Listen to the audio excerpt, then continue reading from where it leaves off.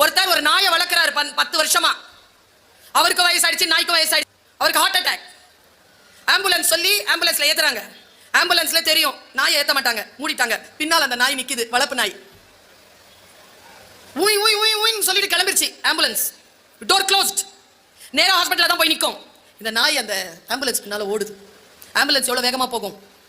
7 kilometre. எல்லா டிராபிக்கையும் தாண்டி அந்த ஆம்புலன்ஸ் பின்னால ஓடுதுங்க அந்த நாய்.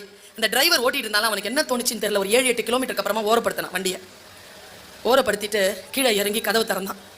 அந்த நாய் உள்ள ஏறிடுச்சு. கதவு மூடிட்டு வண்டியை எடுத்துக்கிட்டு ஆஸ்பத்திரிக்கு போயிட்டான். ஆஸ்பத்திரி அந்த ஆளை காப்பாத்துமா இல்லையான்னு எனக்கு தெரியாது. அந்த நாய் வந்து பக்கத்தில் உட்காந்துச்சுல, ஒருவேளை அந்த முதியவர் உயிர் பிழைத்திருக்கலாம். அந்த நாய் கிட்ட ஒரு சின்சியாரிட்டி இருந்ததுங்க. சின்சியாரிட்டியோட அது அந்த உண்மையான ட்ரூத்ஃபுல்னஸோட அது ஓடிச்சு பாருங்க.